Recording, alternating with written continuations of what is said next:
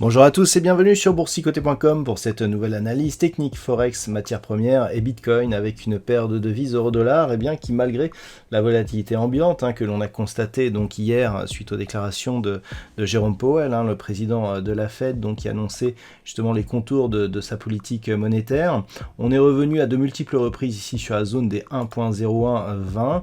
On gagne un petit peu en volatilité mais globalement on reste dans une dynamique plutôt baissière. Tant que cette zone ici de support contient, je dirais, les assauts de la paire de devises, on reste dans une phase de neutralisation suite à un rebond technique qui a suivi donc le contact avec la zone de parité, mais on reste sur un niveau tout de même fragile. Globalement, on voit que la dynamique est toujours orientée à la baisse. Il ne suffirait ici qu'une rupture de cette zone des 1.0120 pour valider une poursuite du mouvement baissier donc sous la parité.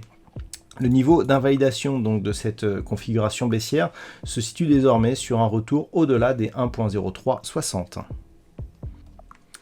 Sur la paire de devises livre sterling contre dollar américain, nous sommes dans une dynamique qui reste haussière d'un point de vue court terme.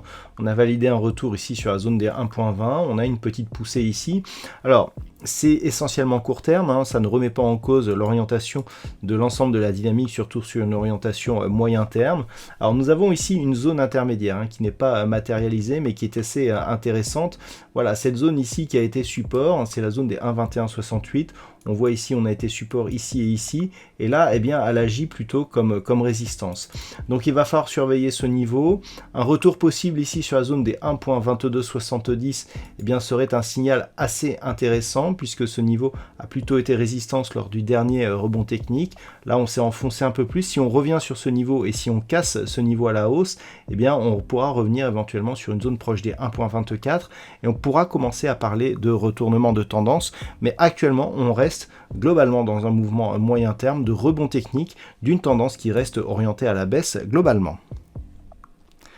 Sur l'or, suite au quasi-contact avec la zone majeure des 1675 $ l'once, on avait validé un retour ici sur la zone des 1720 et on remonte ici en direction de la zone des 1758 $ l'once. Alors globalement, c'est pareil, malgré ce rebond technique, on reste ici dans une dynamique fortement baissière. Il faudrait que les cours reviennent au minimum sur cette zone ici des 1807 $ l'once, voire même 1780 $ l'once pour commencer à infléchir cette dynamique. On est toujours donc dans un mouvement de fond qui reste orienté à la baisse. Un rebond technique ici sur une zone majeure alors que du point de vue des indicateurs, on a des signaux de retournement. Il va falloir surveiller ici ce point de contact là sur cette zone des 1758 $ l'once. Un retour ici tant qu'il ne dépasse pas cette zone ici intermédiaire des 1735 $ l'once n'aurait aucune conséquence. Par contre, si on commence à casser et revenir sur cette zone des 1720, une rupture serait à observer et si tel était le cas, on serait dans un signal de poursuite du mouvement baissier. Sur le WTI, nous sommes sur une dynamique qui reste baissière d'un point de vue court terme. Les rebonds techniques ne parviennent pas ici à franchir la moyenne mobile 20 exponentielle sur cette unité de temps daily. Lorsque l'on passe sur une unité de temps 4 heures, on voit que les tests sur la zone ici des 93,50 $ se multiplient. Attention toutefois, jusqu'à présent, on avait des structures de points hauts ici qui étaient plutôt baissières. Là, on a marqué un point haut légèrement supérieur au précédent suite au dernier contact ici de la zone des 93,50. Donc, il va falloir observer cette zone. Donc, on a un niveau ici de résistance proche des 98,50 voire 99 $ le baril.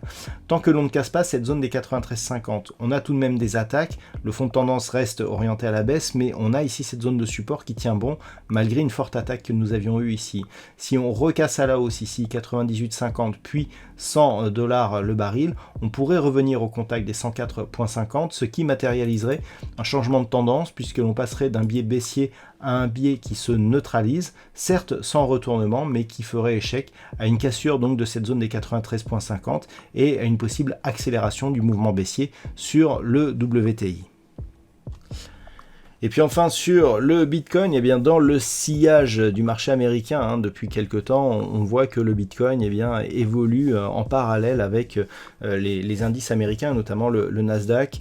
Eh bien on a ici un mouvement qui est en train de se définir. Il y a peu, je vous signalais donc sur cette unité de temps daily, un contact symbole supérieur, retour sur moyenne mobile 20 exponentielle. On avait tendance à vouloir casser cette moyenne mobile, mais avec les 2 dernières séances, on voit ici que l'on est en train de former ici un début de dynamique haussière. Alors, un petit peu comme sur les autres actifs, on est ici sur un rebond qui reste technique par rapport à l'intégralité de la dynamique. L'intégralité de la dynamique reste baissière ici. Il faudrait revenir au minimum sur la zone des 30 000 $ pour un Bitcoin pour commencer à changer d'orientation. Le niveau intermédiaire qui sera intéressant de surveiller, c'est ce point bas significatif ici qui se situe sur un niveau proche des 25 500 $ pour un Bitcoin. Actuellement, on est encore un petit peu loin de cette zone, mais si les cours continuent à évoluer ici, il sera intéressant de constater et d'observer ce que feront les cours au contact de cette zone, puis la zone de gap que nous avions ici avant de revenir sur cette zone des 30 000 $. Donc pour l'instant, on est toujours dans un mouvement qui reste technique sur le Bitcoin. Attention à la zone ici des 25 500 et pourquoi pas un retour possible ici sur la zone des 30 000 $ qui pourrait être invalidé. Donc ce mouvement serait invalidé en cas de retour sur la zone ici des 20 000 $ pour un Bitcoin. Voilà donc ce que l'on peut dire sur l'analyse technique de ces principaux actifs Forex, matières premières et crypto-monnaies. Je vous souhaite de passer donc une très bonne soirée. On se retrouve dès demain pour d'autres analyses techniques, toujours sur le site boursicoté.com.